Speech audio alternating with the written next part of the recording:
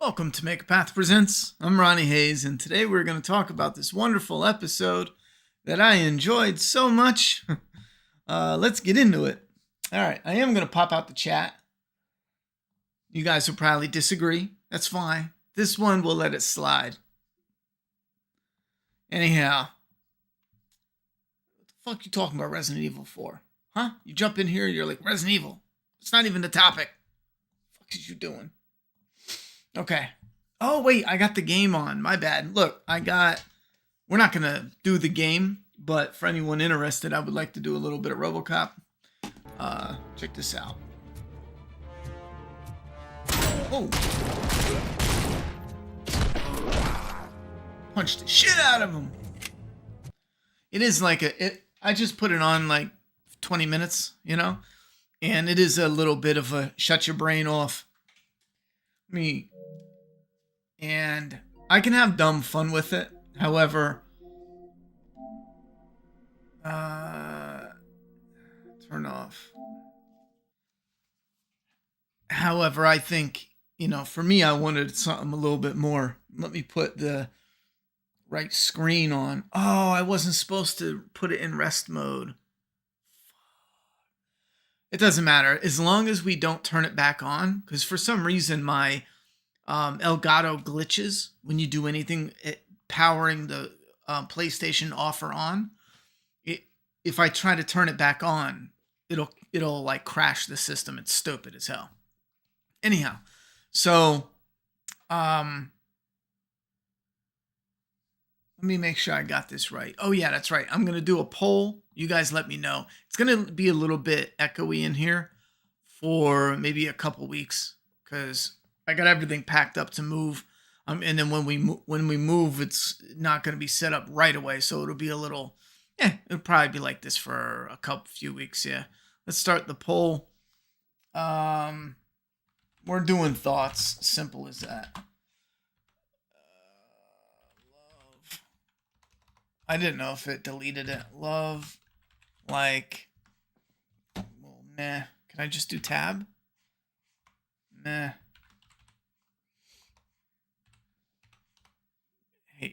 Where did that go? Where's my thing at? Love, like. Did I really delete it? Damn.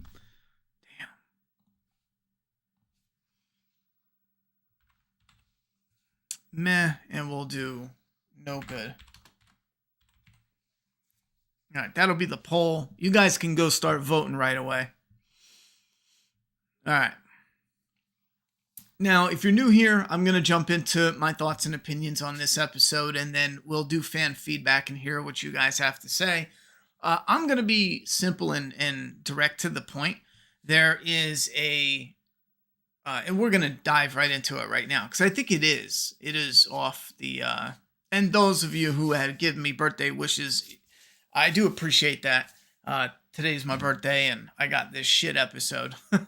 So I don't want to, I do appreciate that, but I want to dive right into the review. I'm pretty sure it's off as of like 2 minutes ago. It should have went off air, or at least that's the time slot. I'm sure it went off like 5 minutes ago, but it's over. Okay. So with it being over, we're going to get right into this. I thought this episode was pointless. There's moments where I liking the characters, Rick and Michonne. There's absolutely moments here and there where I'm vibing with it, but in its totality, Jadis and Father Gabriel, what are we doing here, man? I love the actor who plays Father Gabriel ever since The Wire, and I was excited when he came onto The Walking Dead, and it was kind of exciting seeing him right away in this episode, but the flashbacks just kind of sucks. It feels like what's the only connection that Jadis has? Oh, Father Gabriel to Alexandria. All right, well, here he is, and it sucked. For a minute there, I was like... $20 from Eerie Acts. I liked the episode, just hope the finale is good and a season 2 is confirmed, cause if not this show was pointless because they built up so much in one season. Also been following you since your Fear reviews. Well, thank you very much for the support. I'm gonna throw you up on a leaderboard quick, but I will say, oh no, it was a super chat, so you're already on the super chats. How they light up in the chat. You can see it on the screen. Anyhow, Kyriax, thank you very much for the support. I really appreciate it. I will say I don't want to get into season 2 and how that's going because I'm sure there's spoilers out there for what's going on with that. As of right now, I am hoping there's going to be a continuation because right now I'm like already a little bit gutted because this season just it doesn't have that oomph. And there's only 6 episodes. And I know I was talking about Jadis and Father Gabriel, but to my main gripe, there's 6 episodes and we just walked around in a circle for a whole hour. We waste, like, that's what you got, like, this isn't the point where it's a brand new show and you got, fresh writers and you want to give them a little bit of room to play with here. I mean, and they had years. They had more time, and this is the best that they can do. Them fucking around in the woods. You bring in some random ass characters only to die immediately. These aren't people who just have shell shock from surviving the zombie apocalypse and they're living a few months in. These are hardened survivors and I know people are going to say, well, maybe they were leaning on a community for 15 fucking years. These are hardened survivors who have lived that young girl lived the majority of her life in the apocalypse. And every time we run across bait, not even bait, fodder, screen fodder, anytime we run across zombie food, they just are incompetent as fuck. The whole lot of them. Because we don't need them to do anything but, set Rick and Michonne up for like 10 seconds? That's all they do. They get introduced, and I did like how Rick and Michonne argued about, gave them the noodles, then disarmed them. It was stupid that they gave them a gun back, but it doesn't matter. They ended up with, that doesn't matter. But that whole, and then they disarmed them again. It gets cartoonish. It's ridiculous at that point. Like, they have them at gunpoint. They don't know who they're messing with the first time. And then they do it again. And I think Jadis and that girl just randomly, they're standing there. Now, keep in mind, we are watching it. And this is what I hate when filmmakers cheat the scene. It's where they'll have a character here and, I got you, Rick. I'm going to shoot you in the fucking face. And then out of nowhere, a zombie pops up. Now, for us, the viewer, they cheat the scene because the zombie popped into the frame. But when you're watching that, and some people don't care, but I have a problem with the character. Like, I see it from the character's perspective. How did the character not know the zombie was there? Because the character would, hear it, hear it getting closer. It's not quiet. It's undead. It shambles. It fucking stinks. It's been shitting itself for several years. It's rotting. It's been eating rotting stuff. It is a corpse that's rotting, that's eating rotting corpses. It's going to fucking make you gag. So they got the smell, they got the sound, they can see the fucking thing, even in peripheral vision. But everyone just suddenly gets pounced upon by walkers, as if these motherfuckers, and they're not even introducing the fast ones. I could see if they brought in some quick motherfuckers and all of a sudden one ran through Tent City and tackled the bitch and, and then it'd be like, oh, damn, man, those fast zombies, they're dangerous. No, these idiots just stand there and they're, oh my God. Oh my God, he's biting my fucking neck out. It's like, okay, bitch, well, what did you expect? Anyhow, and then Jadis got eaten up. I want her to die anyhow, but Jadis has this fucking, she's a nasty bitch, right? She's, I'm having this struggle, this internal struggle between two characters. You know what I would have preferred? If Jadis ran from the community but regretted it fucking entirely, and then she had someone overlooking her, like, she wasn't fully trusted. She hasn't been fully trusted. She gave herself to the CRM, but she has this asshole that's constantly looking over her shoulder, and she doesn't want the people from Alexandria. So now we understand, and we're rooting for her because she's still protecting the characters we like. She's trying to work with Rick, but then you got this asshole that's like hovering over her. Then it would make sense when something happens and Rick kills her, and we know because Rick was mad at her at first for taking him away, but then he realizes, she's stuck like I'm stuck. So when he shoots her, it has that complexity to it. But in this, it's just like Jadis, I'm gonna kill y'all. I'm gonna kill you kids. I'm gonna, fuck your grandmother. I'm gonna fucking fuck up your world.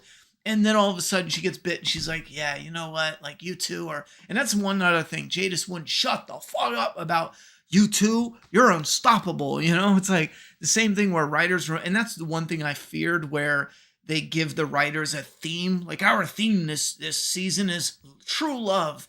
So we have to stop every 5 fucking minutes to share true love looking scenes, but not all of it is hidden. In this episode, it didn't hit it off. The Ring one, it's jammed down the script's throat.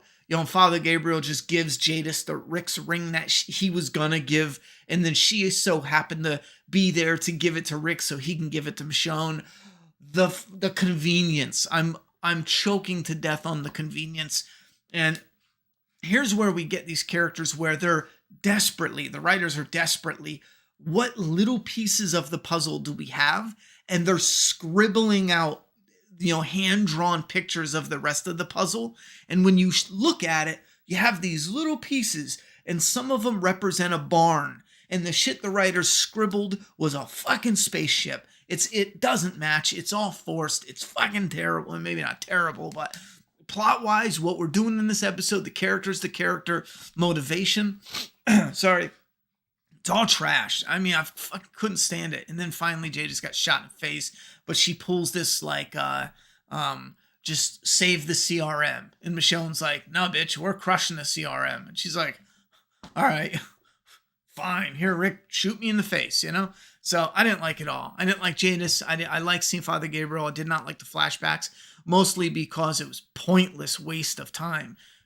The flashback with Father Gabriel was only to say she still has some connection to these people in her humanity, but she also wants to leverage that humanity and split it up between these people and the greater good, but is the evil is in lead of the greater good. So for me, it wasn't working, especially when it's over and over and over again throughout this episode. I'm not vibing with it. I do like some of the Rick and Michonne stuff where it got a little boring, but I do like the monotony in survival aspects. I enjoyed that because you just see these characters surviving. Now, did they make it too easy? Were they just finding food, finding shelter, finding ammunition? $5 from Eerie Acts. Jadis bit and talking reminded me of the dad in Fear getting chewed on and talking. Yeah, Fear had the worst. That motherfucker was literally being eaten. His vocal cords were being chewed out of his throat, and he's still like, guys, I love you. I've always loved you. I will love you. That shit was awful. And I think he was even getting eaten on his arm, his side. Fear has one of the absolute worst dialogue while being eaten scenes in the history of anything that's a zombie related topic. Anyhow, and thank you very much again for the super chat. Kyriax. That was Kyriax, right? Am I saying that right? But so again, there's some of the stuff where them taking the noodles and not you get what I'm saying. There's these little bits and pieces that I do like for the characters.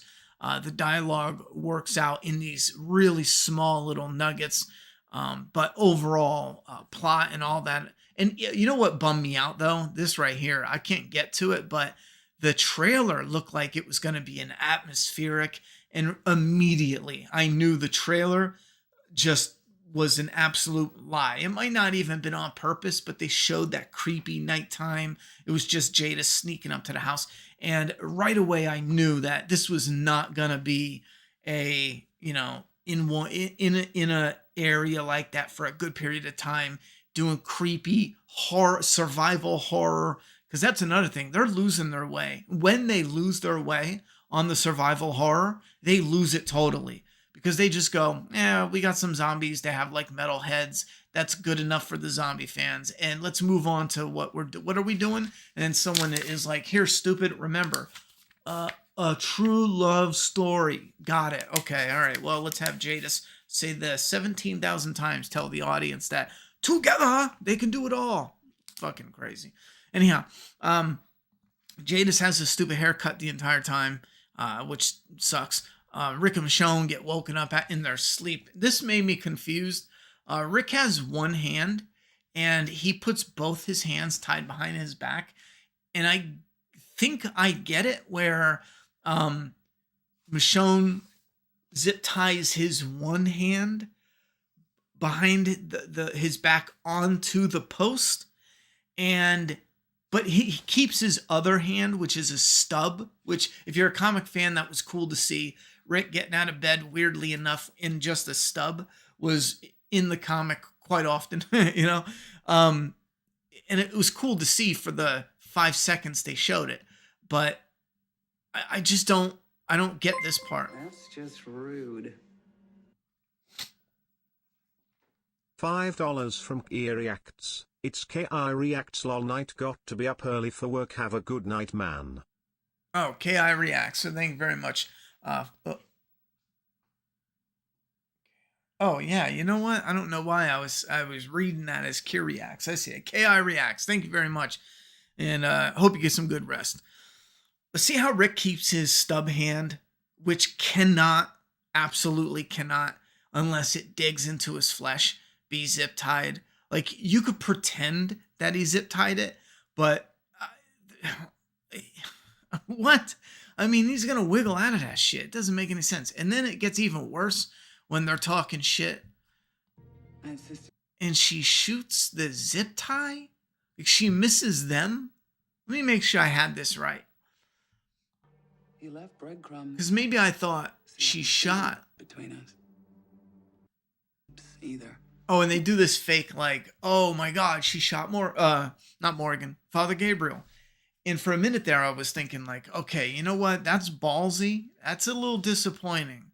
But I don't know if we're getting a lot more Walking Dead with the original characters. So if you're going to end one of the characters, let's do it. Let's see it. Like, Jadis is really going, nope.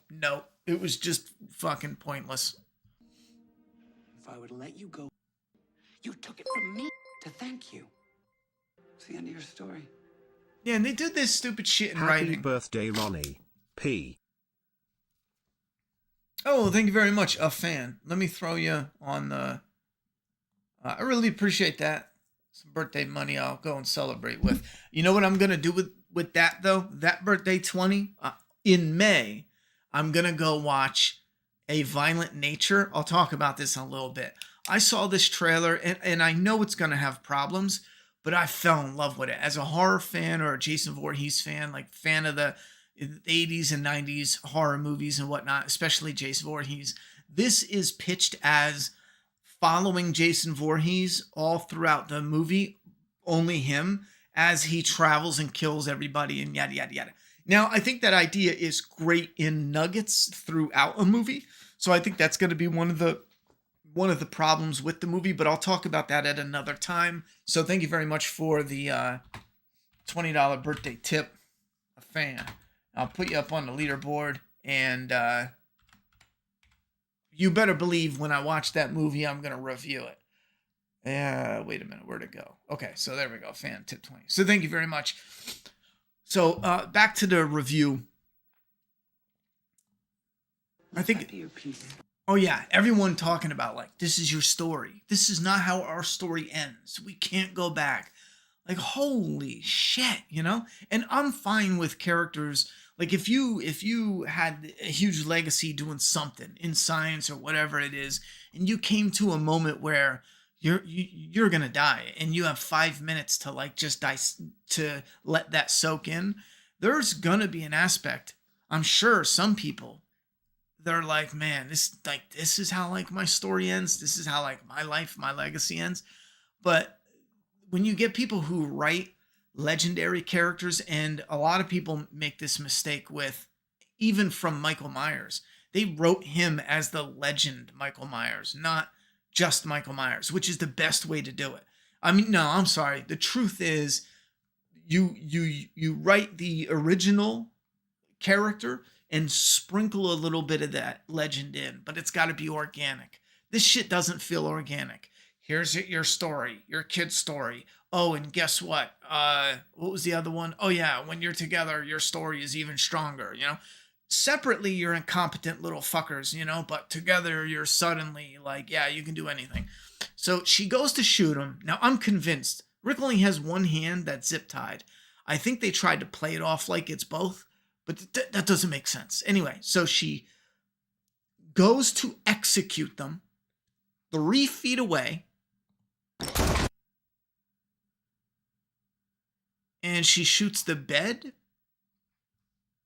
Okay. Lame, but okay. I thought she shot his zip ties. Hold on.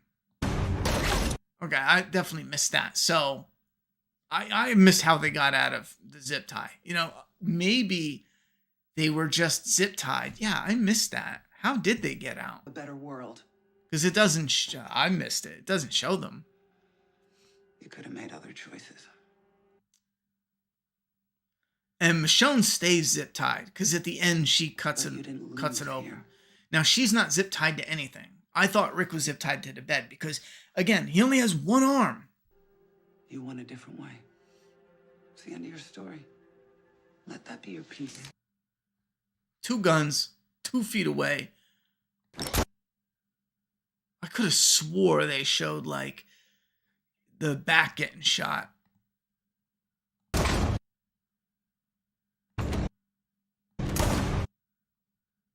Yeah, they do make it. Look at his zip tie. It's loose now. This stupid bitch really believed that a guy with no hand. Is she dumb? A guy with no hand, you zip tie one hand to a stub. There's nothing for the zip tie to catch on to. That's why they work. That's why handcuffs work. Without the handcuffs, zip ties, none of that shit works. And Jadis is a lead commander. She goes out on excursion. For years, she's been doing this lead commando shit. And she zip tied a one-armed man. I just can't anymore. Anyhow, so they're zip tied and he goes under the bed. And instead of Jadis just ducking down and shooting him a couple times, he lifts the bed up and throws it at her. I don't know. This is all kind of lame, convenient way to get out of fighting. I like seeing some action, so I wanted them to fight. I like Jadis getting stabbed, If they would have done something cool, that would have been all right. They had a little, I don't know, car versus car action going on, but then we get these idiots again. I don't give a fuck about them. And all they do is they go to this area, they trap them, but then they die right away. Man, this is pointless as fuck. And we got more flashbacks now. It's even more pointless. And obviously all the stuff that was talked in the flashbacks, for me, it was not working this episode. And I'm fine with those who enjoyed it. If you liked Father Gabriel and you were invested in him and Jadis and you wanted to see them have a once a year meeting, some of this stuff is such a stretch or so convenient. I just can't enjoy it. But if you're fine with okay, sure, there's no communication. They meet in this area once a year. Jadis just found him. It's oh, you're in the woods, Jadis doesn't help with the whispers, doesn't do anything, doesn't help with food. She helps nothing. Now, keep in mind, Father Gabriel's still looking at her like she's a good person, but she's done nothing good for years. She has even turned her back on Father Gabriel. And did she bring a backpack of some supplies, some seeds, some anything for them to, the CRM would never know. Did she bring a few duffel bags of ready to eat meals or whatever? Nothing. She didn't bring shit, Father Gabriel's, oh, I know you're a good person. Why? She was ready to let a bunch of children starve, you stupid prick. This writing fucking sucks. Jadis didn't bring she didn't even bring him a peanut butter and jelly sandwich. She didn't even blow him a little bit. She didn't do shit. She just fucking sat on a log and was like, oh, I'll see you next year. I'm doing good things. This community is big. Anyhow, they do the fake out. They cover her story. She's dead. Rick shoots her. Yeah, fine. Whatever. Which I like that part. Rick clapped her ass and walked away yeah, bitch. And as a matter of fact, can we watch it again? Oh, too far. you got to get a good Rick raising his weapon. He doesn't have his hand cannon, but it's good enough. And again, you guys let me know if it worked for you. It didn't work for me. I'm like, shoot that bitch, shoot that bitch, let's go, Rick. Fuck yeah. It's amazing how the moment her brain was destroyed, she still has like a cinematic, like, oh, bitch, you would crumble and shit yourself. Knock it off with this, oh, am I going to fall this way or that way? I'm out of here, you know? Fuck you. Die, Jadis, die. Hey Ronnie, did you watch the final promo? I can't see how they can wrap this up for Rick and Michonne and their story in just one episode. Still no word on OS2. Well, I could see it now, because look at what they've done. They've wasted, in my opinion, an entire episode doing bullshit. And the things that they did cover, they covered incredibly fast. Like, Rick was taken to a whole new area. Years of his life is skipped. And they just show, like, him in the woods. He cuts off his hand. He's doing training. Like, they skip huge chunk. There's a community over there, and if it's exposed, they won't tolerate that shit. We see nothing. We get the very bare minimum details for anything, and they could have even told this story even quicker. They could have made 30-minute episodes and cut out chunks of time. And here's the thing is, I know some of it is going to come back around. Like, remember, Rick had that friend, and we know that his friend has a higher up position now with clearance. It was at the waterways or something. So Rick is going to use his friend to do something. We know that because they wouldn't have set it up if they weren't going to use it later. So this is kind of like, you can see how the overall plot is coming together where, oh, you know, Michonne, here's the pitch. Michonne finds Rick, and then, you know, we discover some things about the CRM, which is nothing. It's a big community where you can't leave. And everything that's interesting is top secret. That shit is pissing me off. Like the echelon files, like the top secret files. And you know how it's going to fucking end? Hollywood does this all the time because they don't have time to do the truth in the echelon files.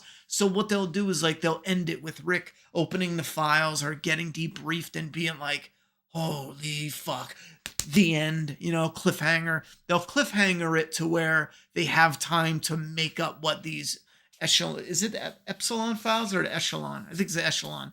They'll do some shit like that where the echelon files is how funny would that be if I'm saying it wrong and I just look like an idiot? But that'll be like the pitch for the next, like, Rick and Michonne movie. It might not be season 2, but because I don't think they're gonna do a season 2 just because the actors. If it wasn't for the actors, I don't know, man. But I at the very least, I feel like I'm hopeful there's something to come, but it's just not a season 2. It'll be like a new. It's weird to say it, but it's still the same story, but it's under a new title. It's technically a new series. I think they'll go that direction.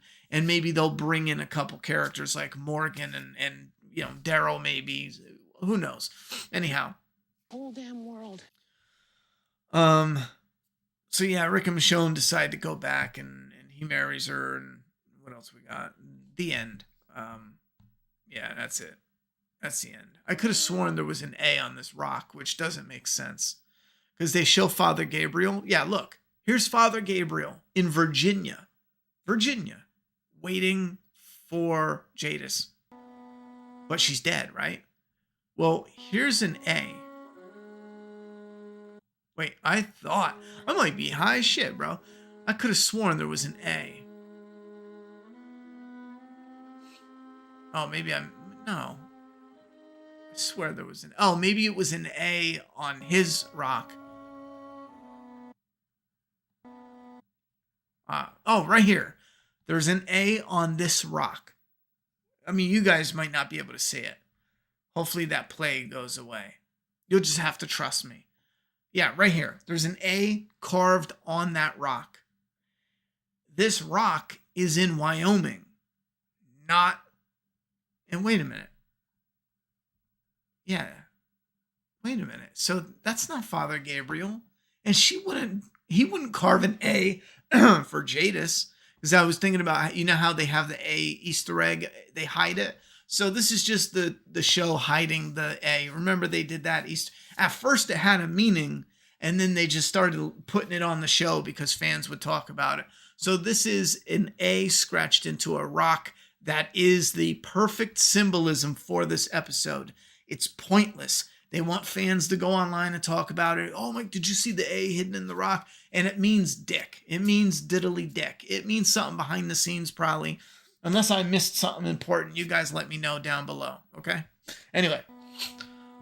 So, because this is Rick and Michonne, they're going off to fight the good fight. Show me the other way. We go in. At least he has an actual wound. He got shot in the head. And he could pretend like he got injured. You get the briefing. And so he's strolling up just like Abby in Last of Us 2. Oh, hey, I just gotta come in. I got hurt. Which is actually convenient that he's shot in the head. And she just magically, doesn't need to do that. She's just like, I'm jumping in. Why didn't Rick just jump in then? Anyway. It's a cool looking zombie. Then This bitch, though. go home together.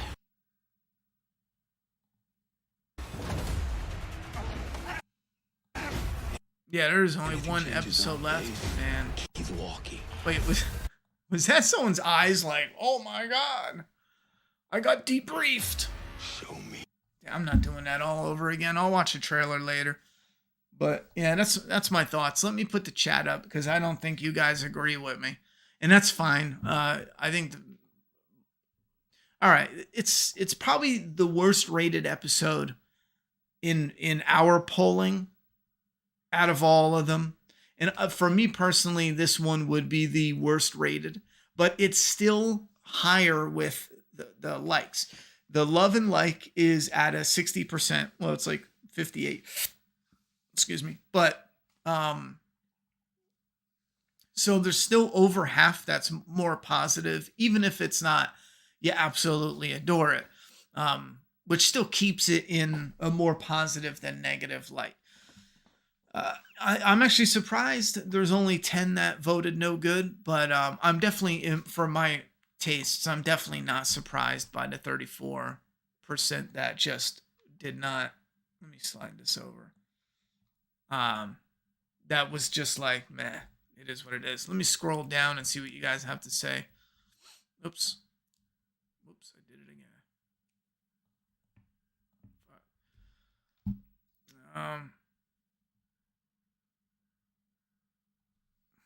So with Heath, he was a B. Those weren't music notes. It was BBB. We thought they kept Bs to experiment on. Hey, the PPP means nothing. So the PPP is not a BBB. It means nothing. They already admitted they put that in there to do something with it, and then nothing came up. And then when they did Michonne, when they did Jadis taking Negan and Rick, when she tried to take Negan, that was the time where they were like, oh yeah, Heath, guess what? She took Heath too. It's like, whatever, bro. What the fuck ever. But as a fan, you can think whatever you want. And make it canon. Because someone said, did you notice the PPP card Easter egg in the trailer? I didn't notice at all. Far right corner of the whiteboard. They should have never killed off Carl. Everything about the show would be way simpler and actually good. Yeah, I think if they would have had some more structure and put Carl in a position of underboss, not as the leader, they could have done something. Because you could have Carl just distraught and lost in his way, and then Daryl steps up, and again, this is a more interesting show of Daryl stepping up. He's not just stepping up for Judith and RJ, but Carl's a bit lost, and don't have him where he's just sitting in a corner somewhere all like, um, he's lost in his way in a different sense. And then you have Daryl kind of being that father figure, like uncle, you know what I mean? Tough Uncle Love type figure. Not that tough Uncle Love, you perverted bitches, but you get what I'm saying? Where are they? They're in Wyoming. Rick and Michonne are, as far as I know. Alexandria is gone as far as I thought. They destroyed it and moved to the Commonwealth.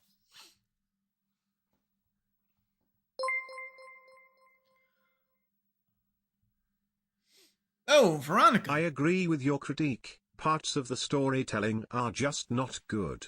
So obsessed with Rick being back, I can accept this and still be excited to see the finale. That's I fair. need this story to lead me to my day ones being reconnected. Yeah, that's definitely fair. And I agree with the same. Like, there's only, I butchered that. There's only one episode left.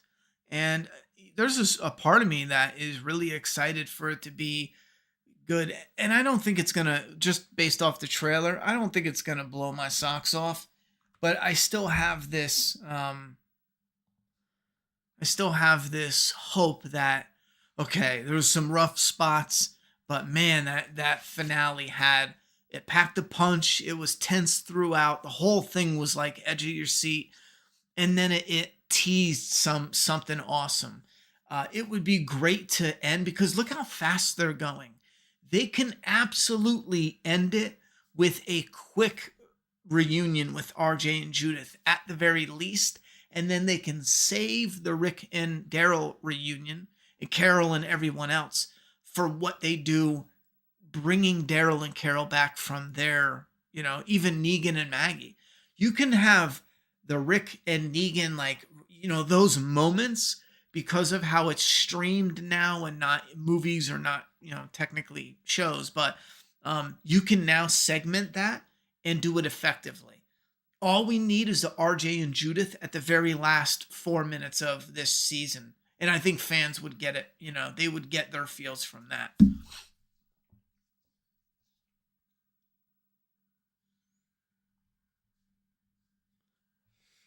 Oh yeah, Judith got abandoned. She's gonna have some mental health issues going on.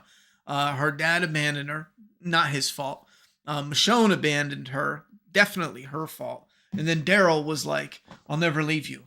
I made a little short on YouTube. You can still watch it. He's like, "I'm never leaving," and then he just drives off, because that's what he did. And it's funny. It's funny and stupid.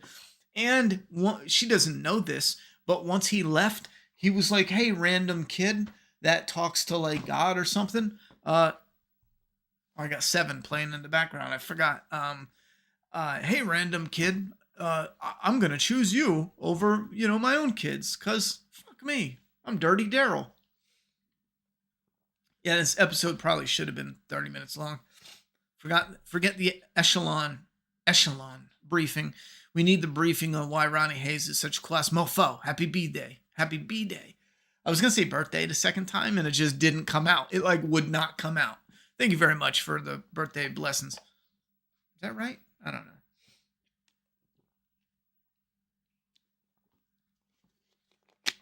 Oh, the A on the rock could be a nod to Jadis and the A. So that's what I was thinking of at first, but then I was like, wait a minute. The original A and the original A Easter egg had nothing to do with A's and B's and yada, yada, yada. It just became like the thing to put, because fans, go nuts over Easter eggs. And I wish more fans went nuts over Easter eggs that mattered more, but it's a hit or miss out here in the Wild West of the internet. Jada's death was so shitty. Makes sense. Gimple's tied to it. Ouch. Felt like Carl bite death. At least we saw it on screen, though, to be fair. How do you want this to end if you're writing? I mentioned this before. Oftentimes I would just say something, but I think that's because I thought of an ending to some degree, but I'm not thinking of an ending. The other day I actually had, for a quick brief moment, thought of like, what would I want to see as a fan? And I was like, yeah, man, that's simple and it makes sense and it fits and yada, yada, yada. But I don't have like an ending thought up outside of um, making an actual purpose of the CRM, whatever the echelon briefing is. That knowledge carries over to a reunion with Rick and Judith and RJ at the very end of this, but promising a future reunion in another show with Daryl and Carol and everyone else, Negan, Maggie, but also promising to do some epic major finale. We started the series with Rick, and I still want a real conclusion with Rick. You know, at the whole group, we got robbed of it before, but I want them to do a whole conclusion and yada yada yada. So we'll see. But that would be my thing, because it'd be nice to just end it now so we have like a full ending. But there's so much more they could do, and they're gonna do it. Even if the actor was like, okay, whatever, he'll come back in 10 years. Most actors do. 99% of actors, once they cool off, they always come back and they're like, man, I wish, because it's so easy to take for granted when you're out there sweating and it's 100 degrees. It's so easy to take that for granted because you're overwhelmed with it. But then when you're freezing to death, 6 months later, you're like, man, I would give anything to have that sun. I would love to just be sweating again. I cursed it out then. Same thing for fame and actors and roles. A lot of them are all like, I can't wait to move on past this. But we always see them years later once their careers have kind of cooled off and they come back and like they attach themselves to it. They find, bubbles of the community where they grow friendships, they'll go in and out of conventions. It is a mini community in and of itself. So that's why I say he's always going to come back. They always do. Not always. 90% of the time. Do you think they might have give comic Herschel's arc to Judith? I don't think so. What do you think the significant... Wait, no, I was thinking of Glenn. Comic Herschel's arc. You mean comic baby Herschel? That's right, Glenn. He wasn't named Glenn. I'm dumb. I was thinking of the right one. I don't know, and I would hate if they did that. What do you think the significance of the briefing will be? Why? And besides, that would be a total character killer because they already established her character, and Herschel was a whiny little baby bitch. So, what do you think the significance of the briefing will be? I don't think they'll show us. I'm gonna say it right now. Usually, I like to leave it open because they could easily tease us, but I'm gonna say they don't fucking show us. I'm gonna say they make it like, oh my god, this changes everything, but they leave us in the fucking dark, because why? Because they don't know. They don't fully know. It's so easy to say we'll deal with it later, and that's what they're gonna do. Why did Michonne look so horrified in the trailer? She got that big echelon, Ultimately, I'm enjoying the show so far, but why are they wasting so much time with the episode on last? They always lean way too hard into the love story aspect, hard to flee. See, that's why it was better on the regular show, because the regular show is, guy finding his family, zombie apocalypse, gets with a group, they become his crew, some good, some bad, some in between. And that's it, baby. Surviving the apocalypse, yada. So you have love popping in and out of the storyline, and they don't sit in the writer's room and go, okay, what are we doing here? Love. Okay, all right. Well, we got zombies and we got a farm. So I was thinking they love. Okay, we heard you, brother. Love, we got it. Shane's fucking Lori. How much more love can you get? And then Rick, he's fucking her too. So I mean, what do you want? What do you want from me? Andrea's fucking Shane as well. There's a lot of love going on in the farm. Now you got a bunch of writers sit down. I think there's like 5 writers or whatever, 6 writers. And they say, okay, the theme is true love. This is love, everything love. So the theme has to be love. The symbolism has to be love. And that's one thing why I think there's a great balance between fresh writers and like heavily influenced and trained Hollywood writers in the business, because they hit all those notes that make it oftentimes predictable, stale, repetitive. Did we need Jadis to say that 5 times? Together, you guys can do the impossible. Did we fucking need to say that? Have Jadis say that 5 fucking times threw out multiple. She said it 3 times in this. It might have been twice. Guaranteed it was twice. It was more than once in this episode alone. Do we need that? No, we don't. No. But why? Because the writers are fucking sat there and they're being told this is the theme, this is what it's about. And if you don't write it word for word, maybe we're too stupid to realize it and you're not going to get the credit for it. So anyhow, that's my little annoyance with them pushing the theme on it. I got major. It should be like, here's the theme. Here's a couple taglines, but we want it hidden in there. So you got to go a layer deep to see it. Don't put it on top. Don't come out and fucking say it. I got a major Friday the 13th vibes, and I'm almost certain that Walker with the callous skin was a Jason head sculpt. You mean in this episode? I can go and look. I didn't even look on I didn't even look at the zombies close, to be honest. Not in this one. Probably RJ will have Herschel's arc. I hope not. I hope they just don't do that with the main cast. A for Annie, maybe not though. Well, here's the thing though. My main point, and it could be A for Annie, I forgot. Everyone has 7 different names. Those rocks, Gabriel is in Virginia. Those rocks are in Wyoming. We know that because it pans up and it shows Rick and Michonne flying away. It doesn't make sense for Gabriel to put an A on the rocks. It just doesn't. Flashback during Jada's death scene was ridiculous. Did they mistake her for a character we cared about? Well, that's been a long-going Walking Dead problem where they go, oh, if we do something like, deep and whatever, and we have them stare and it's all sad and we play sad music, fans will just care. We'll just fucking care. Well, guess what? We don't. The secret's out. I revealed the fan echelon briefing. We don't care. Would you be cool if we get some confirmations on if CRM knows about Commonwealth? Maybe a flashback or something would be cool. It has to have a point though. I'm good either way. They know about the Commonwealth, they don't, but it has to actually mean something, not just like they pan out and you see a map and it's like a pin Commonwealth. It has to mean something, not just there. Show is sort of like giving me an X second chance after a few years pass, and it just isn't the same. Sort of like giving the show is like giving an X a second chance after a few years pass, and just isn't the same. Yeah, that shit just never hit the same. You know what I'm saying?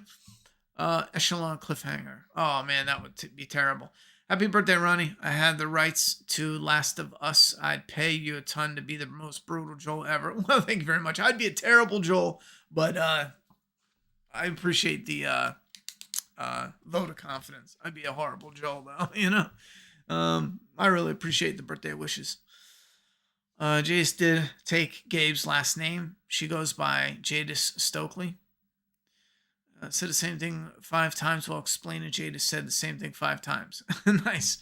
Men, I really can't helping feeling that the last episode, will just have so many plot holes and leave us just stuck. I was literally hoping for so much more. Yeah, I hear that. Jace took the name No Marriage. Rick and Michonne put it on for her headstone marker, Ronnie. Oh. So they drug her out?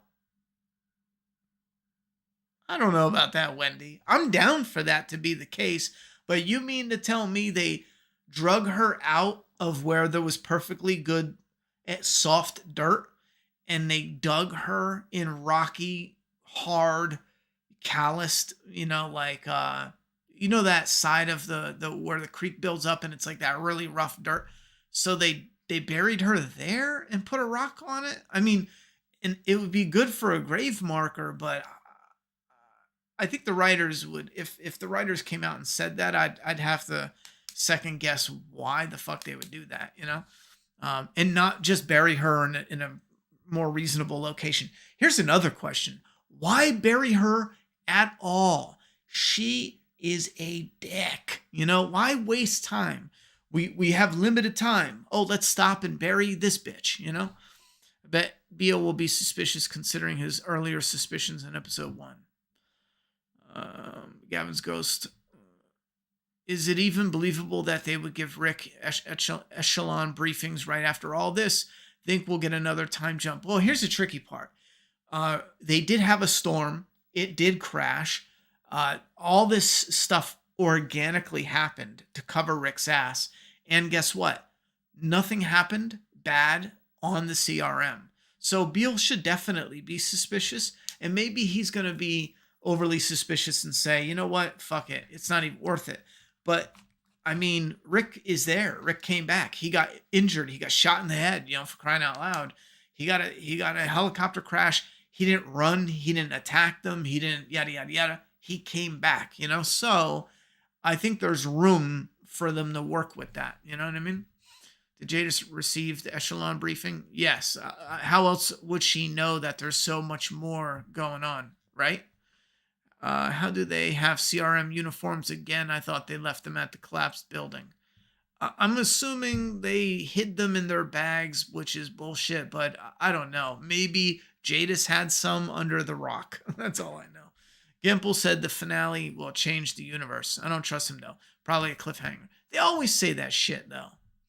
What were you thinking about earlier? What were you talking about earlier? A movie you going to see like Friday the 13th? Sorry, I got confused. $5 from John Kurtz. Happy birthday. Hey, John, thank you very much. He will get a hold of the dossier, and they'll have to kill him?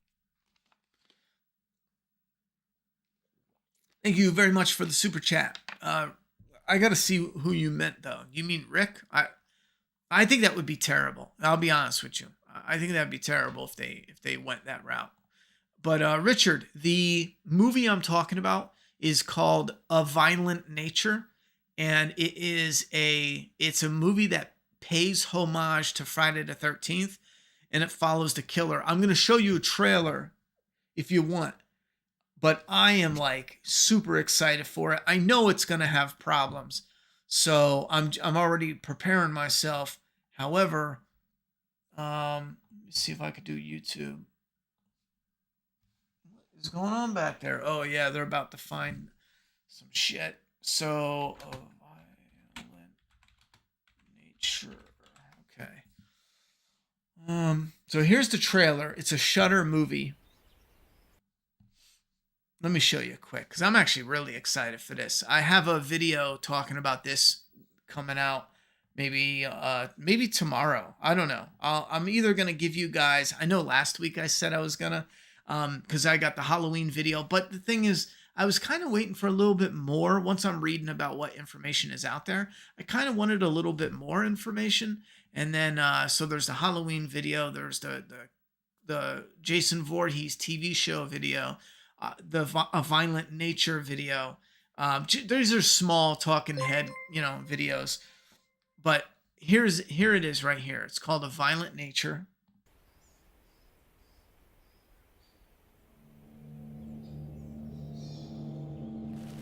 And you get this guy that comes out of the dirt, and it's got a shack, just like Friday the 13th Part 2, Wow, that's loud. Turn that down some. So he comes out of the woods, and we're following him. And it has this kind of, let me show you this. I fell in love with it because you're lingering and letting the atmosphere. And this is what early Walking Dead did that made me fall in love with it. Instead of artificially making, maybe some music or some this and that and a third, those scenes were real. It was the bugs chirping and the wind blowing, and people were doing shit in the woods, hiding away from zombies. They knew when to cue in the music and then when to fall back. And it made for incredible TV. And they do that here.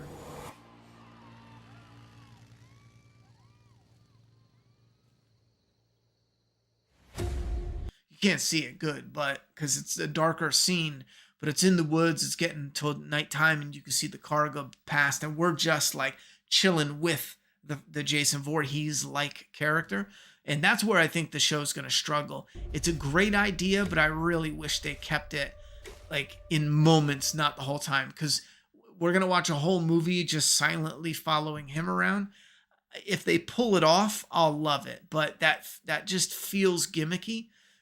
It feels 80% awesome and 20% rough gimmick. So I'm hoping, but I'm going to see it. He finds a little dead dog. Look at that. And one of the big problems with movies like this, where they do those gimmicks, they'll, in order to eat up screen time, they'll do super slow movements and scenes, and that gets to me. There's a place and a time for that shit. But anyway, so it's called A Violent Nature. I'm hyped about it. What the? He even gets a little mask.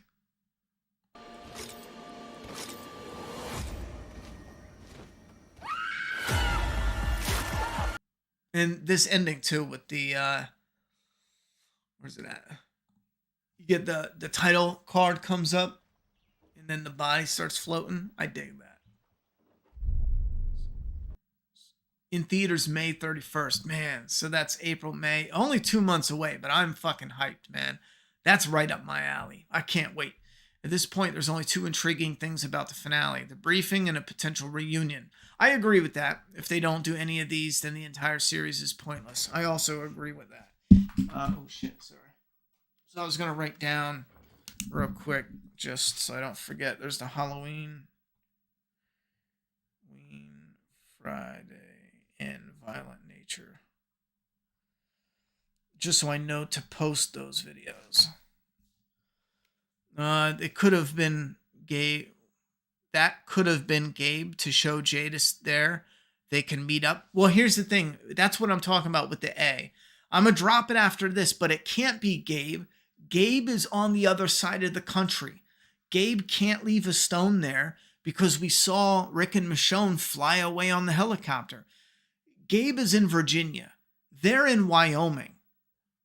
That's almost, kind of, sort of, the entire east coast of the United States over to the entire west coast of the United States. Pretty fucking much, you know?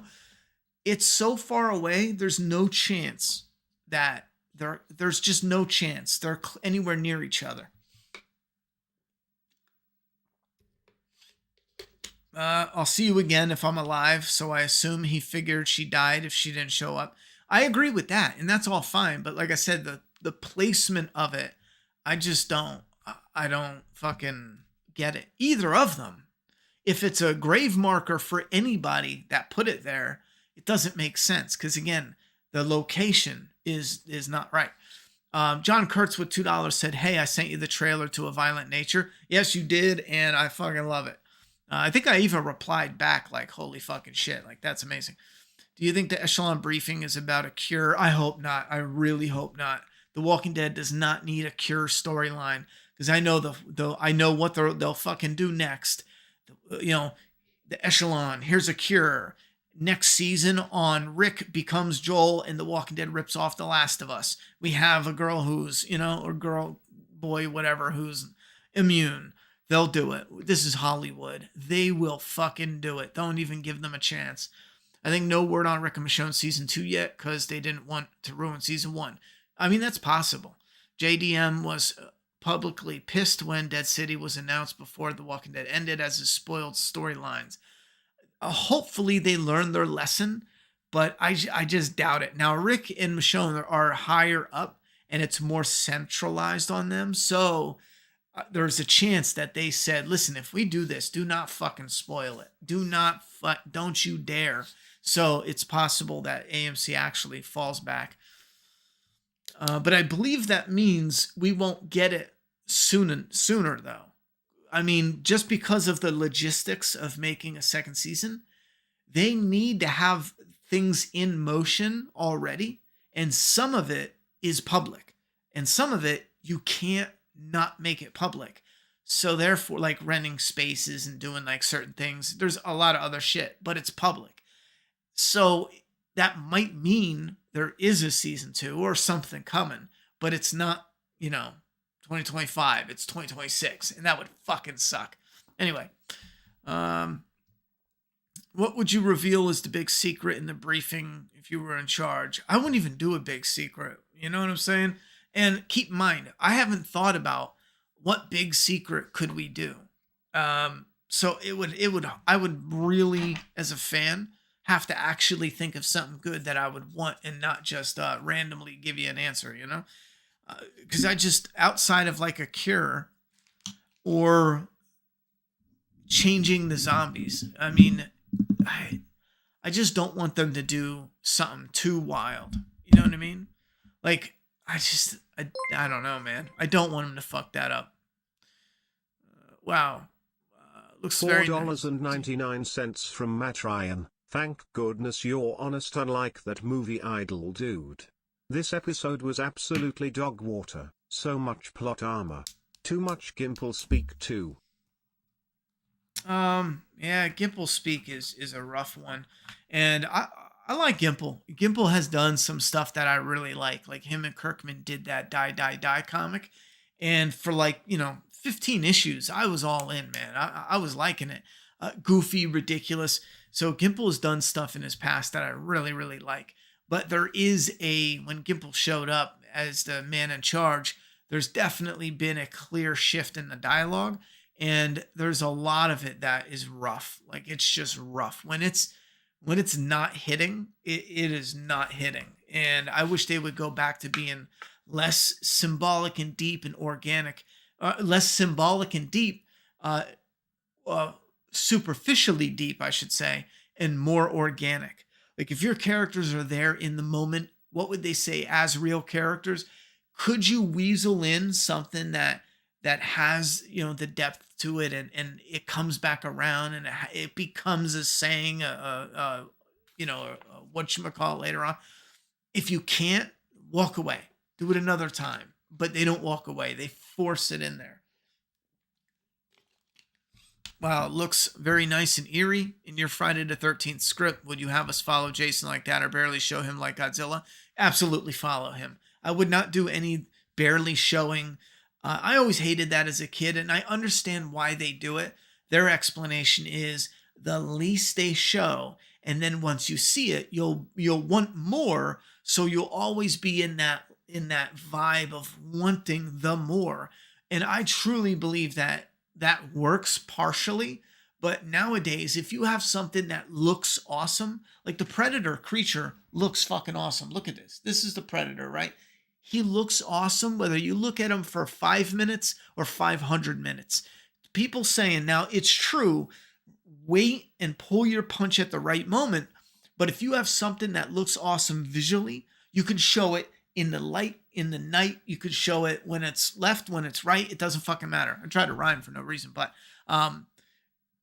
that's just one example. So in Mayan, you absolutely, in one of the older scripts, for anyone that doesn't know, he was in an area that was inside a shack looking out, and we followed him the whole time. He was there. It revealed he had kidnapped a counselor, and he was tormenting him with not a crossbow, but a bow and arrow.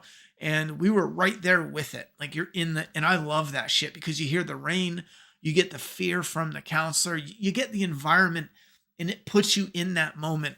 That's what I love. And I think that's why I'm so excited for A Violent Nature. I love that type. I just don't want them to overdo it. Dude, the next episode will be a big cliffhanger. Rick deserves a better story. Gimple had a lot of time to write this, and so far sucks. And that's something else I'm really annoyed about. Gimple and team had a long time to put 6 awesome episodes together. And in my opinion, even if it ends on a banger, these first 5, even the stuff I liked, don't get me wrong, I only like it as much as I do, and I gotta be real with you. I only like it as much as I do because the last few years of The Walking Dead has been shit. And it's so refreshing to just like it nowadays. And that's fucking wrong, no matter how you cut it. Why do they keep doing these character flashbacks, such as when Jadis is dying and it shows her being a leader of the trash people? Because it's been so long, the viewing audience has forgotten. The writing isn't strong enough to have emotion. Yeah, the viewing audience, it's simply there because the viewing audience forgot. It's been too long, and they want to visually remind you, oh, look, she was smiling with Gabriel. remember she was nice. Oh, it's so sad, you know? It's just manipulation at that point. Do you think they're wasting Beale? As of right now, yeah, he didn't do shit. We'll see what he does, you know? Gibble wrote Claire, that was awesome, but he killed off Carl. It's a hit or miss with him. Unfortunately, it does feel like a hit or miss. Yeah. Um,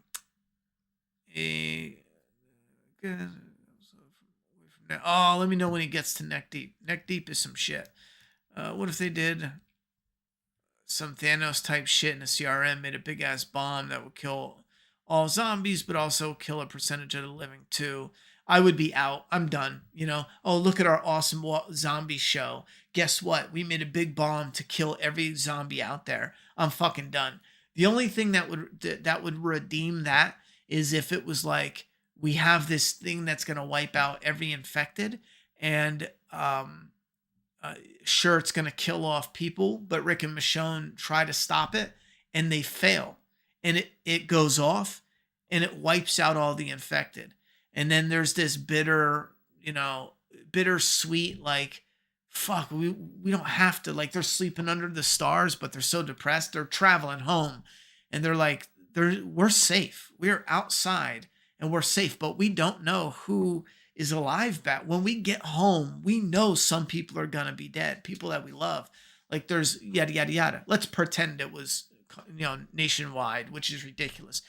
But Michonne and Rick are like, this is amazing. We have to worry about bandits, but there's no zombies. We've traveled 200 miles. There's no zombies. And then once you think everything's fucking hunky-dory, they get to the reunion. They have the reunion. It's fucking incredible. People are crying.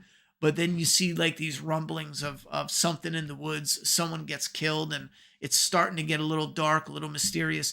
And then somehow, some way change it to where it wiped out the zombies, but then it reinvigorated them and create some little zombie creature. I don't know, but like, it's fucking tough. You know what I mean? Even, I don't know, come up with something crazy to where it did wipe them out, but maybe it made like a new version of a fucked up zombie that's way harder to kill. That would be the only way I'll be like, hell yeah, to killing all zombies, as long as they replace them with zombie. It has to be zombie still, but like, not like Super Shredder, but just something. And even as I'm saying it, I'm like, no, because they'll fuck it up. They'll have like Super Shredder zombie. He'll be like, oh, give me your brains. Anyway, but I don't want them to kill. I'm a zombie fan. I don't want them to kill all zombies. I do have to get it shut down here though. So any last minute questions, let me know. What if they did something? Okay, I already read that. What do we got here? It's crazy how they neutered Rick for this lovey-dovey crap. Yeah, they did neuter him somewhat. Then again, keep in mind, he was, I love you, my wife, my family. He was grounded in a sense in that way.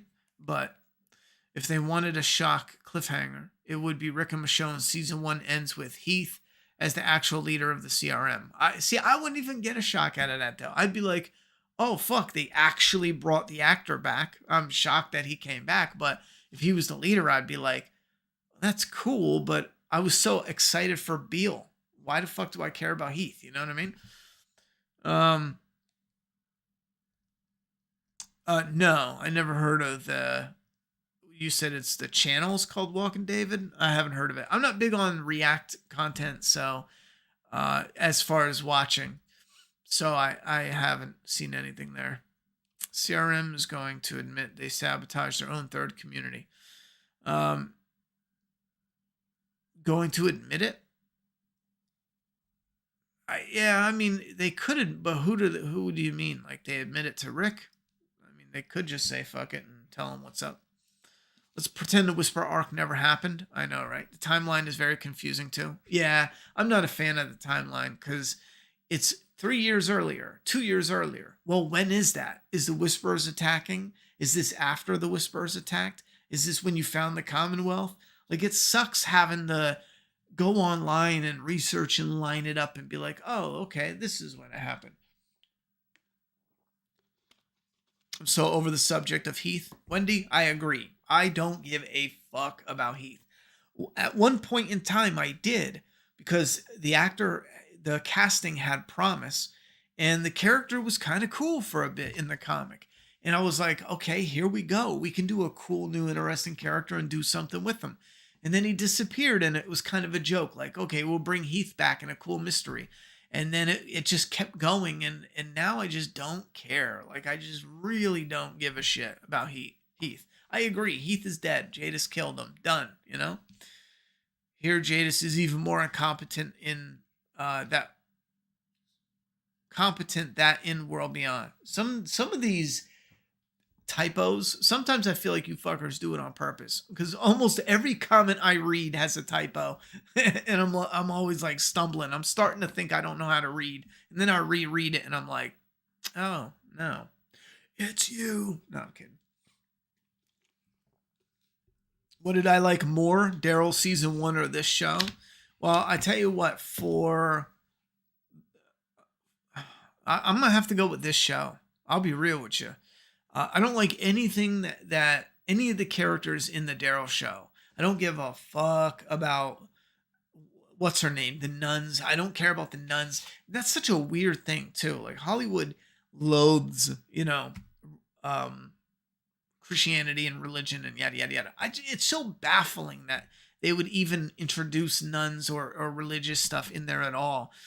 They openly mock and hate them, and it's just so weird to me, Now, part of it is like, you can say it's like, oh well, they put it in there because it's stupid to think, there's a miracle child, so maybe they do it to kind of like, rub it in their face. But it's such a boring, unless you're doing something directly related like exorcism or possessions, the religious enemy or the religious community types have been done so much, and they're so boring most of the time. A few people have made some interesting religious villains / characters. Like, for example, whatchamacallit did it amazingly well in the Midnight Mass. It was, what's his name? What was his name? Anyway, Midnight Mass used religion to tell the story. Really, really good. Actually, a great ending to the Rick and Michonne show is they get back to Alexandria, but saw it destroyed by the CRM. They don't know they've moved to the Commonwealth, but Morgan appears. I'd be cool with something like that. And they're almost definitely going to do a version of that where they show up and no one's there. Because you want to play on the audience emotion, like, oh my God, they're too late. So at this point in time, like, I'm already convinced they're doing that, because we're already convinced they moved to the CRM. The Whisperers have attacked. I would only wish for a lone Whisperer to be left and to attack, Rick and Michonne. And Rick, we get to see Rick with a Whisperer for the first time ever. Then they get to Alexandria. They find it, burned to the ground. And there's a statue of Rick, just like in the comic. And, you can keep doing the corny ass brave man shit, which I'm sorry, but my God, is that corny. It's fine if they dial it back and have like RJ mentioned a couple times, like the brave man, blah, blah, blah. But to have everyone, and then in the diary, the brave man, I'm out looking for the brave man. I got the brave man's cock in my mouth right now. The brave man just nutted in my eyeballs. Like, it's too much. It's all over the place, literally. That's what she said. Anyway, The Walking Dead got boring after they moved to Alexandria. Agreed. It didn't become a survival show anymore, more of drama.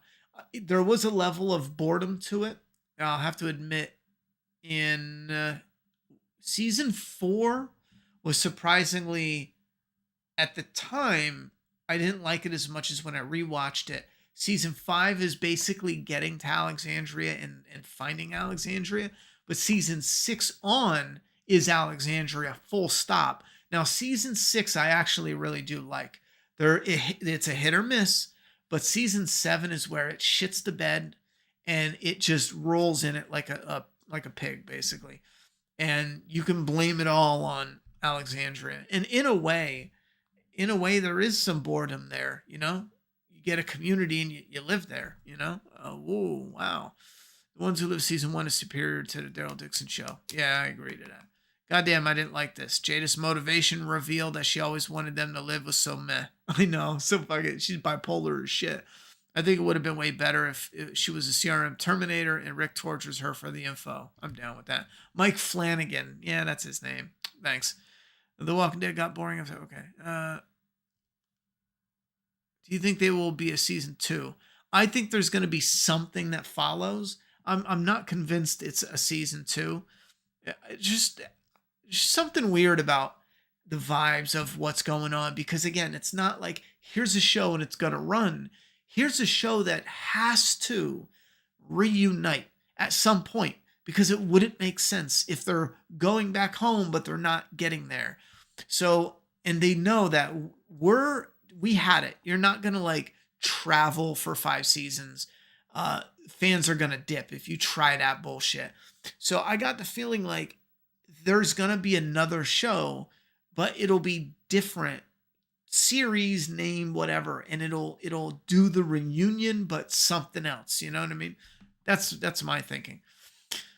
I was joking about Heath. I don't care if he comes back, but it'd be funny if the show would have him on the show to mess up with the viewers. Well, as a joke, yeah, that'd be funny, like a haha fuck you. But I think, you know, fans would be really, yeah, they would take that joke kindly. I'll tell you that. I don't think they can go to Alexandria. I think they sold the set back to the town at the end of the main show.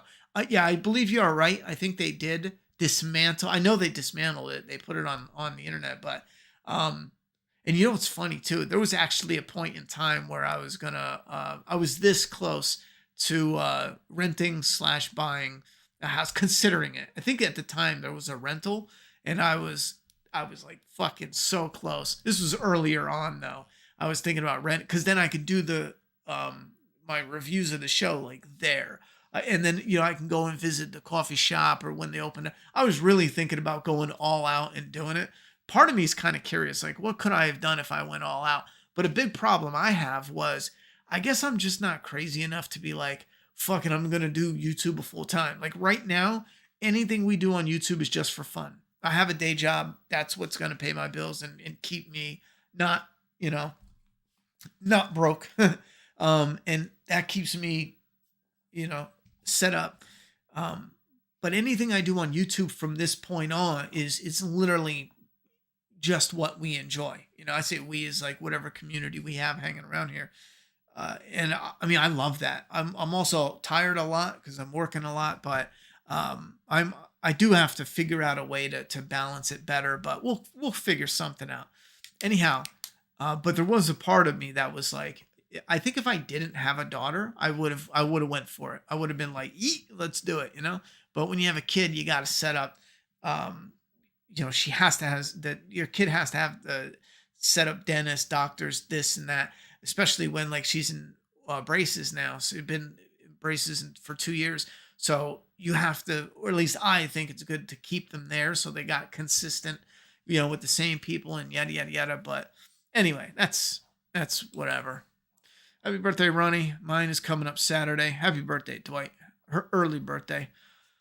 Hoping for a good finale week. Catch you next Sunday, bro. I'm hoping to. When RoboCop stream, I mean, I would love to do a stream this week sometime. I know it's definitely not tonight. I got to get up in, you know, 6 hours to go to work.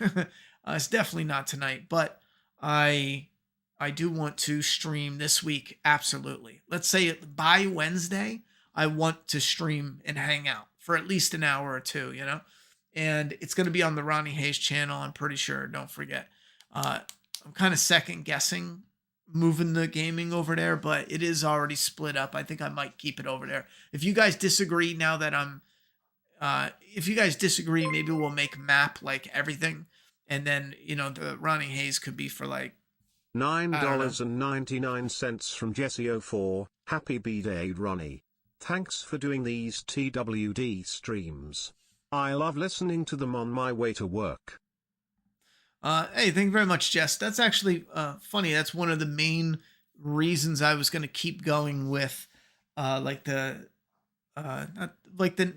know. You call it a podcast just because it is something for you to listen to. And so in that regard, but I wasn't going to do like a whole big thing, but I was going to do the Neck Deep podcast where we go neck deep in the shit we like. Anyhow, that is probably going to be a good amount of content just because I'll be able to do that, especially when I get busy doing my HVAC training. So we'll see what's coming up. But my point, though, is I hear that a lot. You won't believe how many people tell me that they listen coming and going and during work, even doctors. No, I'm kidding. How fucked up would that be? But I'm sure there is. Last question for me. When did The Walking Dead's peak die for you? Season 6, episode 16, at the moment the screen went black. That was the moment The Walking Dead died. In my soul, in my mind, that was it. The cliffhanger was fucking it. Done. The show died. They need to do a Walking Dead reboot by HBO in 10 to 15 years. You know what was cool? The HBO House of the Dragon has 2 different trailers for each house. I like that concept. I like that a lot. It's been, I'm almost positive it's been done before. It sounds familiar, but I would love to imagine like making a slasher movie and you have a trailer that is from the not all final girls, but the final girl perspective, the victim's perspective. And then you have like a bonus, red band trailer, whatever they call it, from the killer's perspective. And if you're doing something like A Nature did with keeping the perspective on the character for a good chunk of it, you can have enough footage to where you'd make a badass dual trailer. I think that would be fun, if they were to do something like that. They need to do a Walking Dead reboot. I already read that. Didn't Maggie and Negan show people at the new community? Pretty sure they are ahead of the Ones Who Live storyline. I do believe they are ahead. And yes, the hilltop is no longer there. And they did move. And I forget Alexandria. But it was hilltop, I'm pretty sure, that we saw in that show. They need to stop. These shows are between lousy and suck. Oof, that's rough. Gabriel has become a player, man. Yep. So were Jadis and Gabriel hooking up in Virginia or Ohio? I thought it was Virginia. Was it? Why would it be Ohio? I might have missed something. Fair enough. Nothing like a little Jesus rose from the dead celebration next Sunday following the finale. Oh, yeah, that's right. Ronnie, I've been here so long, I remember that 4-hour whiskey stream many years ago. I don't. Thank you very much, Julia. Michonne was gone for about 2 years by the end of the main show, and no one had heard from her. The Ones Who Live has only covered about a year of that time, so I don't think any reunions are coming in the finale. I mean, that would be wholly disappointing, but it's possible. Neck Deep podcast, Speaker Geek podcast. Yeah, the Speaker Geek was going to be one where I regret now because the original concept was Neck Deep because we made it a joke and yada, yada, yada. But I decided, I was like, well, maybe I'll do Speaker Geek because you can make a logo for that. It has a ring to it. I mean, it's easy to digest, you know what I mean, for the casuals and all this other shit. And I even looked it up and it's not trademarked. I mean, you can get a trademark.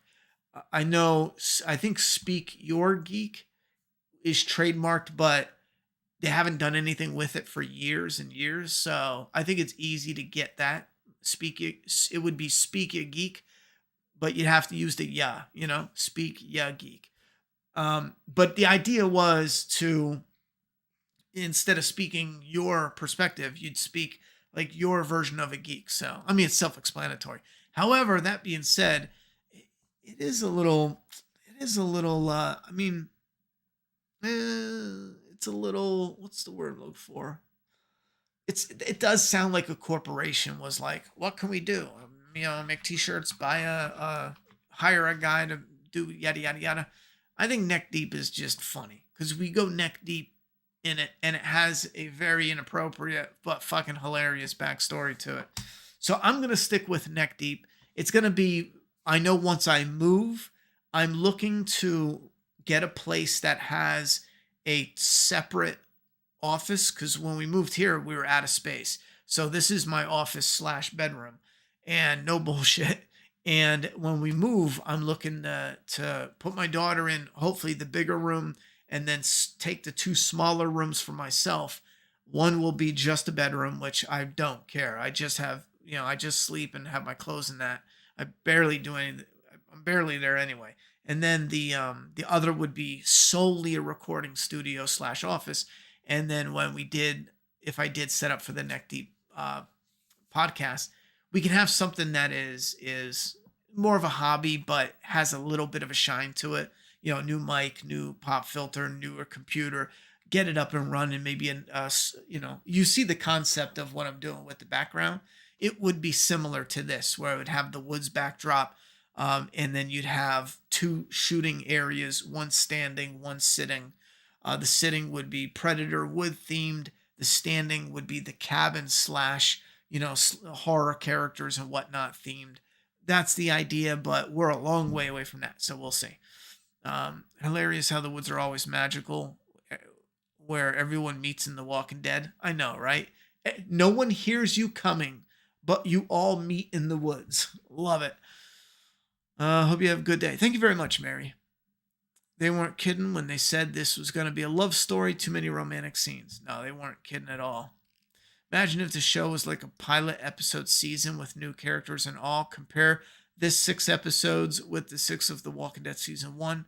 No one would watch this crap. Yeah, to be fair, if this was the very first season of a show, they would struggle.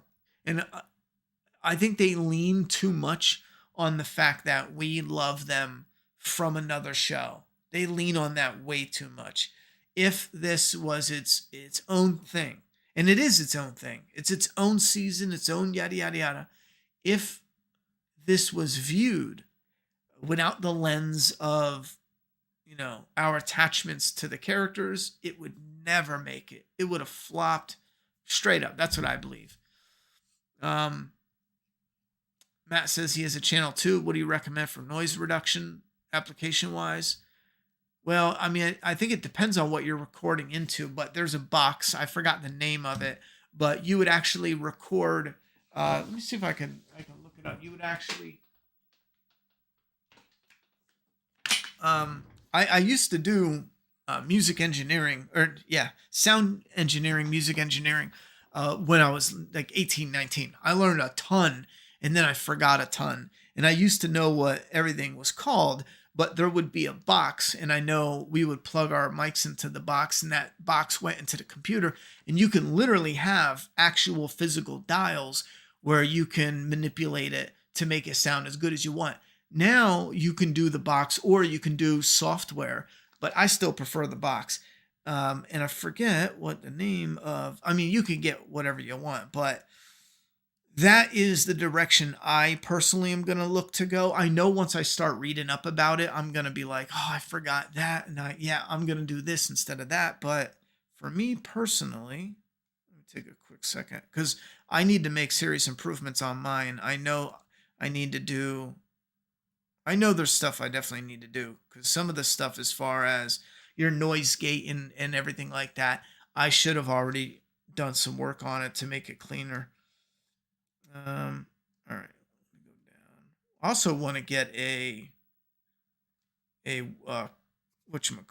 car cam, for your car. I forget what it's called, but hold on. Did I see that here?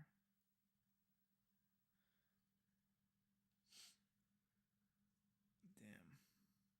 If someone knows what it's called, let me know, because I put a ton of stuff in this list, so I might not find it.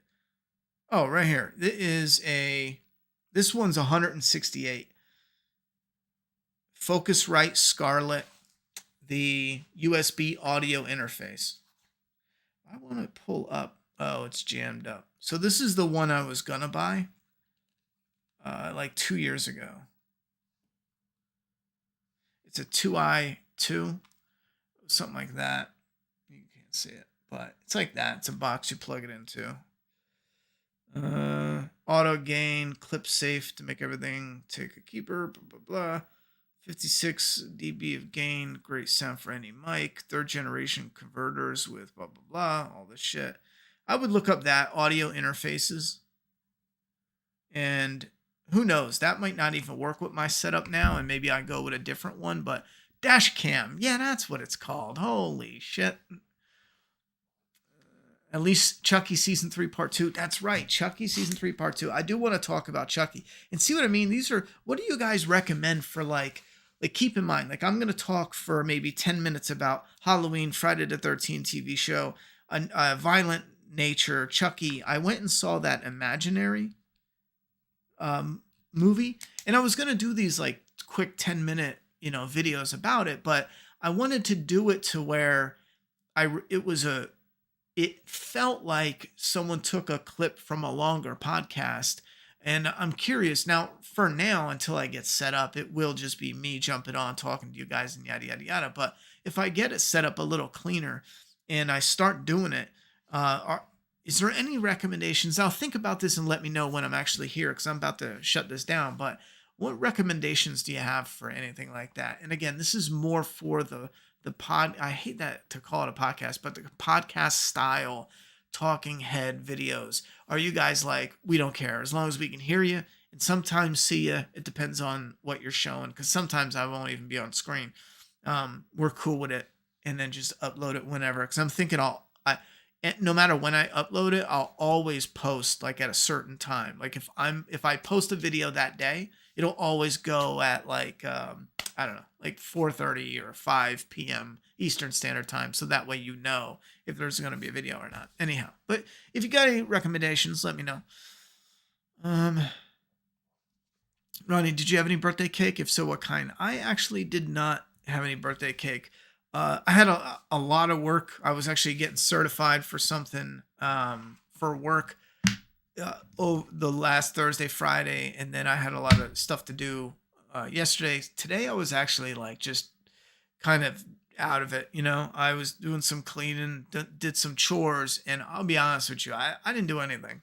I'm probably going to do something next week. I know it's Easter. I might even just skip it and do something in 2 weeks with family, but I'll be honest, man, I skipped my birthday this year. I ain't doing shit.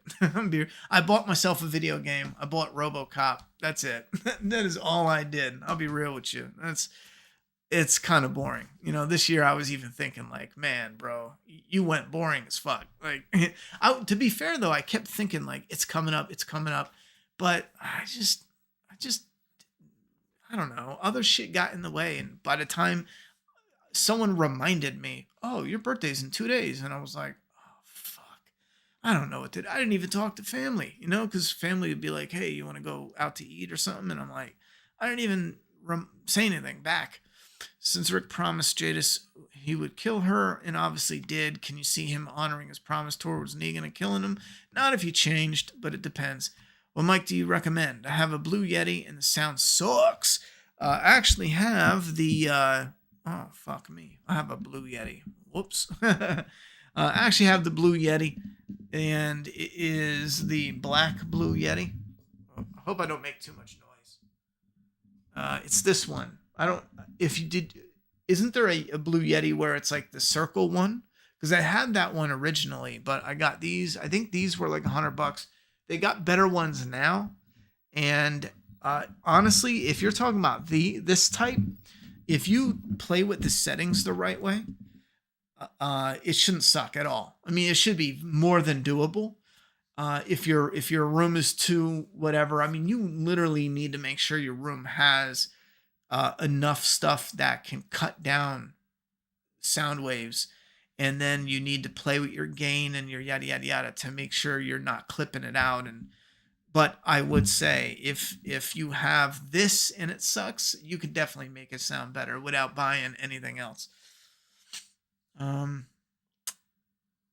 Just want to see/hear you. Thank you very much for the input, Mary. Dashcam, a Rick and Daryl spinoff would be the perfect spinoff. Imagine 100% survival series with those two kicking ass. Yeah, that'd be cool. I like audio visual. I think your current setup is fine. I can hear you clearly every time I watch. Yeah, Brett. Now keep in mind that it would be very similar to this. It would just be the placement of the camera, it might be back more. So maybe you'd see more of me, and maybe the camera would come up closer. There'd be more of a stand. So then it would, you know what I'm saying? What the fuck am I doing? It could be more of me instead of it being this. So in reality, it will be very similar to this. It'll sound better, but similar to this. But the setup is what I'm saying will slightly change depending on how I get it set up. But I'm taking all suggestions. Did you ever watch Sleepaway Camp movies? You need to do a review. I did when I was little. Here's what's funny. There's a handful of classic movies from the 80s and 90s, that a small handful that I've watched when I was a kid and never watched again. Like the Friday the 13th, I watched them a number of times. Not all of them actually, but like I've never seen Jason X ever in my life. I have only watched Jason Goes to Hell once because I hated it. A lot of the others, I watched them multiple times. Like Jason 1 through 5, I've watched a lot, Even 7, I watched a few times, and it's one of my favorite looks of Jason. I'm sorry, 1 through 6.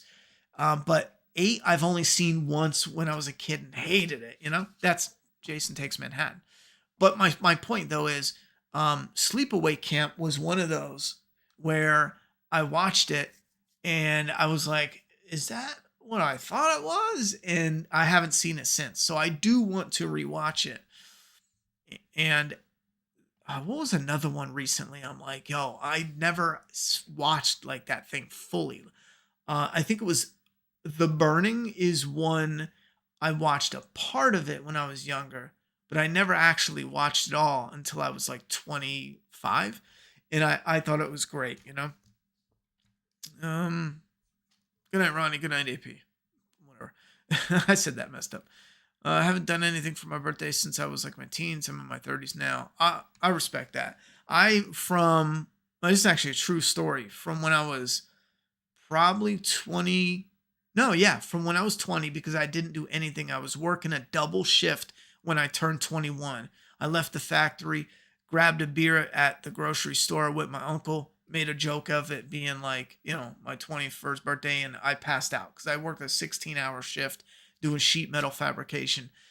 So when I was 20 till I was about, I'm talking like 32, 34, I never did anything. Like literally some birthdays I didn't even mention it, and I lost track of how old I was.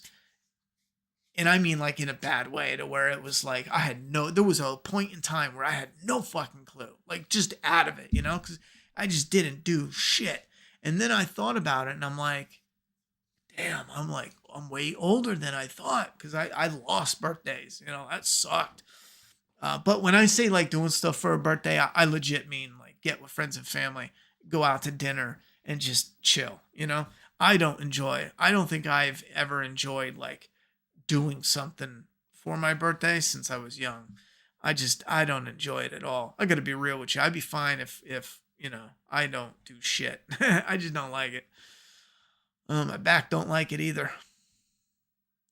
Happy birthday, Musy. Been cooking and haven't been able to tell you happy birthday. Thank you very much, Wendy. Always love and appreciate your honest utter input. I hope you do. Don't feel bad. It's going to be day 2. No, I'm not big on cake either. They're milking the characters, no content. Little that exists is ridiculous, like Jada's missing from 10 feet away. Show got reduced to praising actors. No show survived that phase. Dead. Well, there's some truth there. What setting do you use? That's the one you have? Bro, I'm not going to be able to fix it from here. I'll be honest with you right now. There's no way I'll be able to, because it matters on your room. I mean, if your room doesn't have anything on your walls, it's your walls, straight up.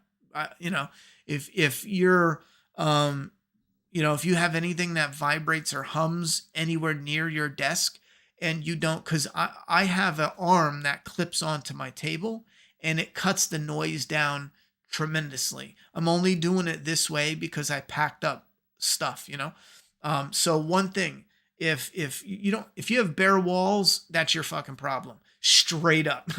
If you have anything that sounds or vibrates, you need to cushion. Right now I have a towel under it to cushion it, and that's just like a quick fix. And then when you get there, you need to make sure there's settings here. These 4, go and learn what they are, because one of them means the sound goes from here to here, and that's it. One of them means the sound goes here to here, and one of them means the sound goes everywhere. So you have to look that up. And if you're using the wrong setting on the back, don't listen. Look it up and see what those mean, and then test it from there. The next thing to do would be your gain. You don't want your gain to be all the way up. Start low and bring it up so you don't clip it out. And then watch some YouTube videos. And I absolutely guarantee you'll get it sounding better. But now you said you have a blue snowball. So that isn't the one that I'm using, because this isn't a snowball. This is the Blue Yeti. So yeah, you have the snowball. It's not going to sound as great. These are going for like 100, 150 bucks. I would just buy one of these, but everything I mentioned before, fix it. Again, your walls are going to be a huge problem that everyone overlooks. And every time people mention it, they think, oh, I'll just fix it in my thing. You're wrong. Fix your walls. If you don't have rugs, you're in trouble. You have to do something, I never was a big Jason fan. I'm more of a Michael Myers fan. Halloween and sucked. I'm a fan of them all. I like Jason, Freddy, Ghostface. I grew up a big fan of Jason Voorhees more, but I love them all now. The more the merrier. Terrifier, Art the Clown, bring it on. More the merrier. Weird question. Do you think Gabriel will seek vengeance for Jadis? No, I don't think so. All right. Last question or two. Do you think they should can Dead City? After the second season, I wish they do. But I just want them to bring it in, close it down, and refocus and come out with some good good Walking Dead content. It's all the same, so I got a little confused. I was replying to someone else. Thanks for the tips. I definitely got to fix my walls though. Oh no, you do got a Yeti. Okay, yeah, all right. Well, we're corrected now, but yeah, your walls is going to be a huge issue. And don't be afraid to look up videos. They have videos that'll teach you everything about this mic in 5 minutes, fast. Yes, sir, good at Betamax, and our burgers are pretty good too. Do you think this candid? Okay, I was eating onion. What's up with onion rings? Yeah, basically read the directions. Pretty much. Dinner from the final season of Sopranos from my birthday once. Oh, nice. All right, I do got to go, though, because I'm going to be miserable tomorrow, getting a little sleep. I really appreciate the support. I got a lot of topics I would love to bring out. And if you guys have any additional thoughts or suggestions, let me know. This Friday, we're going to start uploading the Friday the 13th Flaw vs. All reviews. We'll do it Friday. Sorry, I was going to say maybe I'll do it a little early. I get excited, but I do have a lot of work to do, and I have to make sure I fix something before I upload it. So Friday, okay? That's on the Flaw vs. All channel. Stay tuned for some neck deep podcast style content coming up on this channel, and look forward to next Sunday where we finish out The Ones Who Live, and then we can roll on for what content is going to follow after that. All right. Have a good night, everyone. Thank you very much for the support. Be safe. See you later.